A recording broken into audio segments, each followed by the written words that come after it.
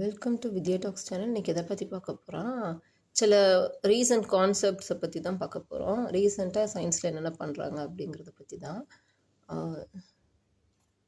First பார்க்க போகிற topic என்ன அப்படின்னா, ஒரு சால்ட் பற்றின டாபிக்.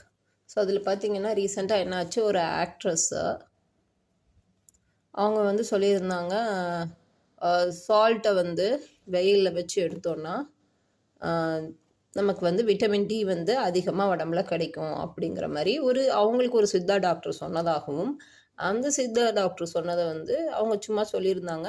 சொல்லிட்டு என்ன பண்ணியிருந்தாங்க, நீங்களும் வேணால் ட்ரை பண்ணி பாருங்கள், விட்டமின் டி டெஃபிஷியன்சி இருக்கவங்க இந்த மெத்தடை ட்ரை பண்ணி பாருங்கள், சால்ட்டை வெளியே காய வச்சுட்டு அப்புறம் நீங்கள் யூஸ் பண்ணிங்கன்னா விட்டமின் டி டெஃபிஷியன்சி குறையுங்கிற மாதிரி சொல்லியிருந்தாங்க. ஸோ அதுக்கு வந்து ஒரு ஃபிட்னஸ் கோச் அவங்க வந்து என்ன பண்ணியிருந்தாங்க அப்படின்னா, அதெல்லாம் இல்லை, விட்டமின் டிங்கிறது உடம்புல தான் வந்து ஜென்ரேட் உடம்புலே உருவாகக்கூடியது தான். அது வந்து சன்லைட்டில் இருக்கக்கூடிய யூவி ரேஸ்னால ஸ்கின்னில் தான் வந்து அது உருவாகும் அப்படிங்கிற மாதிரி பண்ணியிருந்தாங்க. இப்போ நம்ம என்ன பண்ண போகிறோம் அப்படின்னா, இப்போ அதுதான் வந்து ஜென்ரலி அக்செப்டட் கான்செப்ட், நம்ம அது இல்லைன்னுலாம் சொல்ல போகிறது இல்லை. ஸோ இப்போ வந்து அதை நம்ம பொய்ன்னு சொல்லணுன்னா எப்படி சொல்லலாம் அப்படிங்கிறதுக்கான தியரியை ப்ரப்போஸ் பண்ண போகிறோம். ஏன் இந்த தியரியை ப்ரப்போஸ் பண்ணணும் அப்படின்னா, எப்போவுமே நம்ம ஊர் மக்கள் வந்து ஒன் சைடடாக தான் திங்க் பண்ணுறாங்க.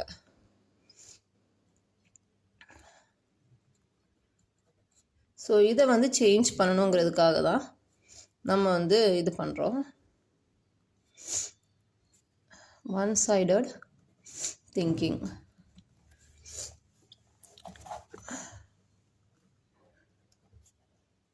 ஃபிட்னஸ் கோச் சொன்னது மாடர்ன் சயின்ஸ் என்ன சொல்லுதோ அதை சொல்லியிருந்தார். ஆக்டர் சொன்னது ஒரு சித்தா டாக்டர் சொன்னாங்க அப்படின்னு சொல்லியிருந்தாங்க. ஸோ இப்போ யார் சொல்கிறத நம்புறது, ஹூ சேஸ் த ட்ரூத், எது வந்து நம்ம உண்மைன்னு எடுத்துக்கிறது அப்படின்னு பார்க்கலாம். ரெண்டு பேரும் ரெண்டு சைட் ஆஃப் சிஸ்டமை பற்றி பேசியிருந்தாங்க. இப்போ நம்ம அதில் வந்து நம்ம மாடர்ன் சயின்ஸுக்கு ஃபேவர் பண்ணுறதுக்கு நிறைய டாக்டர்ஸ் வந்துடுவாங்க. அதனால் நம்ம என்ன பண்ண போகிறோம் அப்படின்னா, மாடர்ன் சயின்ஸை ஃபேவர் பண்ணாமல் சித்தா டாக்டர் சொன்னது உண்மையாக இருந்தால் எப்படி இருக்கும் அப்படிங்கிறத திங்க் பண்ணுறதுக்காக நம்ம சொல்ல போகிறோம். ஸோ இது எதுக்காக அப்படின்னா, ஜஸ்ட் ஒரு கிரிட்டிக்கல் திங்கிங் ஸ்கில் வளரணும் அப்படிங்கிறதுக்காக தான். நீங்கள் எப்போவுமே வந்து யாராவது மாடர்ன் சயின்ஸுங்கிற பேரில் எது சொன்னாலும் புக்கில் அதான்ப்பா கொடுத்துருக்கோம், நீங்களும் போய் நெட்டில் தேடினீங்கன்னா அதான் இருக்கும். ஸோ அதை உடனே அதுதான் வந்து கரெக்டு, மீதி இவங்க சொல்கிறதெல்லாம் பொய்ன்னு சொல்லிடுவாங்க உடனே. இந்த விஷயம் உண்மையாக இருந்தால் இந்த விஷயம் பொய்யாதான் இருக்கணும்னு அவசியமே கிடையாது. இந்த விஷயமும் உண்மையாக இருக்கலாம், இருந்தால் எப்படி இருக்கலாம் அப்படிங்கிறது தான் வந்து நம்ம ப்ரப்போஸ் பண்ண போகிறோம். இது வந்து ஜஸ்ட் ஒரு லெட்ஸ் ட்ரை. ஸோ இப்போ நான் வந்து ஒரு தியரி ப்ரப்போஸ் பண்ணேன். லைக் அதாவது என்னை பொறுத்த வரைக்கும் என்ன அப்படின்னா, science tells this side of story, but reality can be different. நமக்கு இந்த சைடு மட்டுமே காட்டப்படுது, வெரஸ் இந்த பக்கம் இப்படியோ இருக்கலாம் அப்படிங்கிறத நம்ம யோசிக்கிறதே கிடையாது. எப்போவுமே அதர் சைட் ஆஃப் த ஸ்டோரியை திங்க் பண்ணுறதே இல்லை. ஸோ இதுக்கு முதல்ல இந்த வேலையை முடிச்சிடுவோம். ஃபஸ்ட்டு இப்போ வந்து என்ன சொல்லிட்டாங்க, சால்ட் வந்து NaCl சால்ட் எடுத்துக்கிறாங்க, காமன் சால்ட்டு.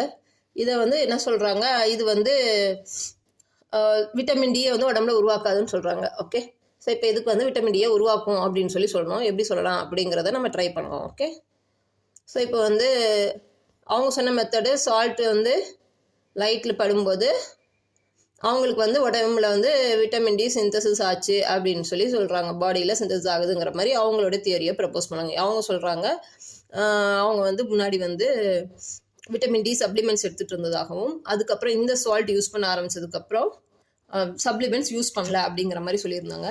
நார்மலாக பார்த்தீங்கன்னா NaCl வந்து லைட்டை வந்து அப்சார்ப் பண்ணாது. ஓகே, NaCl வந்து லைட்டை டிரான்ஸ்மிட், அது வழியாக போயிடும். லைட் வந்து உள்ளே க்ராஸ் பண்ணி அந்த கிறிஸ்டல் போயிட்டு வெளியவும் வந்துடும். அது வந்து ரொம்ப நேரம், அதாவது அது உள்ளே வந்து ஹோல்டு பண்ணாது. ஓகே, அப்சார்ப் பண்ணாது நார்மல் லைட்டை. ஓகே, ஸோ யூவி லைட் தான் மெயினாக இந்த ப்ராசஸ்க்கு தேவைப்படுது. ஃபஸ்ட்டு யூவி லைட்டு தான் வந்து என்ன பண்ணோம் அப்படின்னா, கொலஸ்ட்ராலோட ரியாக்ட் ஆகி நமக்கு வந்து விட்டமின் D3 கிடைக்குது. ஓகே, யூவி லைட்டும் கொலஸ்ட்ராலும் சேர்ந்தால் தான் விட்டமின் D3 கிடைக்கும். ஸோ இப்போ வந்து யூவி லைட் வந்து இப்போ நம்ம என்னுடைய தியரி என்ன அப்படின்னா, NaCl யூவி லைட்டை நிறைய ட்ராப் பண்ணிச்சு அப்படின்னா அதாலையும் விட்டமின் D3 ப்ரொடியூஸ் பண்ண முடியும். ஓகே, ஸோ இப்போ NaCl நிறைய நார்மலாக என்ன பண்ணாது, NaCl யூவி லைட்டை அப்சார்ப் பண்ணாது. ஆனால் பண்ணும். எப்போ பண்ணும் அப்படின்னா அதுக்கு வந்து இர்ரேடியேஷன் அப்படின்னு சொல்லுவாங்க. ஹீட்டிங் அட் ஹை டெம்பரேச்சராக இருக்கலாம். இந்த மாதிரி கண்டிஷனில் என்ன ஆகும் அப்படின்னா சன்லைட்டில் ரொம்ப நேரம் எக்ஸ்போஸ் ஆகும்போது என்ன பண்ணும் அப்படின்னா யூவி வந்து அப்சார்ப் பண்ணும். ஓகே, ஸோ அது எப்படி நடக்குது யூவியோட அப்சார்பன்ஸ்? யூவி மட்டும் இல்லை, நார்மல் விசிபிள் லைட்டே அப்சர்வ் பண்ண முடியும். Up to 400 nanometre to 720 nanometre வரைக்குமே அப்சர்வ் பண்ண முடியுது. ஸோ அது எப்படி நடக்குது அப்படின்னு பார்த்தீங்கன்னா நம்ம வந்து ஸ்காட்கி ஃப்ரெங்கல் டிஃபெக்ட் அப்படின்னு சொல்லி நம்ம வந்து 11th 12th படிச்சிருப்போம். அதே மாதிரி சிமிலர் டிஃபெக்ட்ஸ் வந்து கிறிஸ்டலில் உருவாகும். அதில் ஒன் டைப் தான் பார்த்தீங்கன்னா F centres, M centres, M centres and F centres. Okay, so இப்போ எஃப் சென்டர்ஸ், எம் சென்டர்ஸில் இருக்கக்கூடிய எலக்ட்ரான்ஸ் வந்து எக்ஸைட் ஆகும்போது இந்த மாதிரிலாம் நம்மளால் இது NaCl வந்து 400 நார்மல் லைட்டுமே வந்து அப்சார்ப் பண்ணும். ஓகே, ஸோ அப்படியே யூவி லைட்டை வந்து இது அதிகமாக அப்சார்ப் பண்ணிச்சு அப்படின்னா நார்மல் சால்ட்டை விட இந்த யூவி லைட் இரேடியேட்டான சோலார் இரேடியேஷன் நடக்கப்பட்ட சால்ட்ஸில் வந்து இந்த மாதிரி யூவி அப்சார்பன்ஸ் ஜாஸ்தியாக இருந்துச்சுங்கிற பட்சத்தில் அந்த சால்ட் வந்து உடம்புக்குள்ளே வந்து போயிடும், லைக் ஸ்டொமக்குள்ளே போயிடுது. ஓகே, அப் டு ஸ்டொமக்கை ரீச் பண்ணிடுது. சரி, நமக்கு வந்து ஸ்கின் மட்டும்தான் வந்து விட்டமின் D3 ப்ரொடியூஸ் பண்ணுமா? அடுத்த கொஸ்டினுக்கு வருவோம். Okay, so vitamin D3 skin மட்டும்தான் ப்ரொடியூஸ் பண்ணணும்னு அவசியம் இல்லை. விட்டமின் D3 வந்து உடம்புக்குள்ளேயும் உருவாகலாம். ஓகே, அதுக்கு மெயின் காம்பனண்ட் கொலஸ்ட்ரால் மட்டும்தான். நீங்கள் நெட்லேயே போய் பார்த்தீங்கன்னா skin is the primary producer. நிறைய வந்து அதுதான் ப்ரொடியூஸ் பண்ணும், primary and large amount of producer. Okay, லார்ஜாக ப்ரொடியூஸ் பண்ணுறது ஸ்கின் தான். ஏன்னா skin is one of the biggest organ. உடம்பு முழுக்க ஸ்கின் இருக்குது. அது சன்லைட்டுக்கு எக்ஸ்போஸ் ஆகும்போது நேச்சுரலாக விட்டமின் D3 ஈஸியாக ப்ரொடியூஸ் ஆகுது, which is a very easy method. இது வந்து usual method, easy and usual method. Unusual மெத்தடாகவும் விட்டமின் D3 ப்ரொடியூஸ் பண்ணலாம். நிறைய கண்ட்ரீஸ் இருக்காங்க. ஃபார் எக்ஸாம்பிள் ஜெர்மனி, இந்த மாதிரி கண்ட்ரீஸ்லாம் பார்த்தீங்கன்னா ஃபுல்லாக கோல்டு தான் இருக்கும். அப்போ அவங்களுக்கு சன்ரைஸுமே அங்கே கிடையாது. சன்ரைஸ் ஆகிற மாதிரி ஆகிட்டு ஒரு 2 o'clock 3 o'clock தான் அங்கெல்லாம் சன்ரைஸ் ஆகிற மாதிரி ஆகுது. உடனே அடுத்து 7 o'clock வந்து சன் செட் ஆகிடுது. இந்த மாதிரி மக்களுக்கெல்லாம் ஏன் விட்டமின் D3 டெஃபிஷியன்சி வரதில்லை? Have you thought about it? So அதுக்கு ரீசன் வந்து என்ன அப்படின்னா உடம்புக்கு உள்ளேயுமே வந்து சிந்தசிஸ் ஆகலாம் விட்டமின் D3. ஆனால் இது ப்ரைமரி, ஸோ இது வந்து லார்ஜ் அமௌண்ட்டில் ப்ரொடியூஸ் பண்ணுறது இல்லை அப்படிங்கிறதுனால நம்ம அதை பற்றி டீல் பண்ணுறது இல்லை. பட் ரேர் கேசஸில் நம்ம அதையும் டீல் பண்ணலாம். ஓகே, ஸோ நம்மளுடைய கிட்னி, நம்மளோட லிவர், இதுவுமே வந்து லிவரால் கூட விட்டமின் D3 வந்து இது பண்ண முடியும், விட்டமின் D3 வந்து சிந்தசிஸ் பண்ண முடியும். ஓகே, ஸோ இப்போ நான் என்னுடைய தியரி என்ன அப்படின்னா யூவி லைட்டை கிறிஸ்டல் சால்ட்டோடைய கிறிஸ்டல் லேட்டிஸில் யூவி லைட் வந்து அப்சார்ப் ஆச்சு. அதிகப்படியான யூவி ரேஸ் நார்மல் சால்ட்டை விட இந்த சால்ட் இரேடியேட்டட் சால்ட்டில் யூவி லைட் வந்து அதிகமாக அப்சர்வ் ஆச்சுன்னா ஏன் உங்கள் உடம்புக்குள்ளே போயிட்டு விட்டமின் D3 சிந்தசிஸ் ஆகக்கூடாது? மெயின் தேவை வந்து கொலஸ்ட்ரால் தான், 7-DHCன்னு சொல்லுவாங்க, டிஹைட்ரோ கொலஸ்ட்ரால்.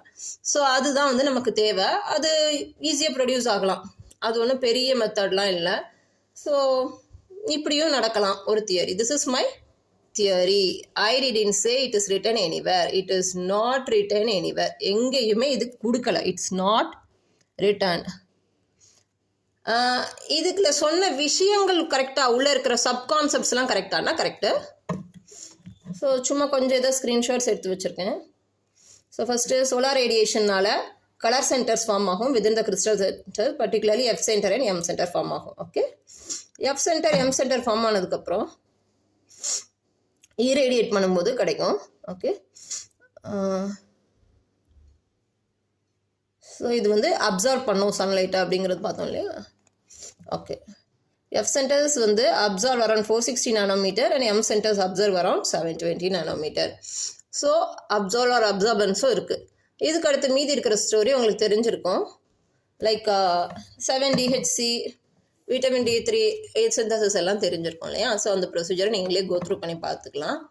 ஸோ இப்படி வந்து ப்ரொடியூஸ் ஆகிடும். ஓகே, ஸோ இது எதுக்காக அப்படின்னா, எப்போவுமே ஒருத்தர் சொன்னாங்கன்னா அதுதான் உண்மை, அது ஒரே ஒரு வழி தான் உலகத்திலே இருக்குது அப்படிங்கிற மாதிரி ஒன் சைடடாக இருக்காதீங்க. Think about the other side எப்போவுமே.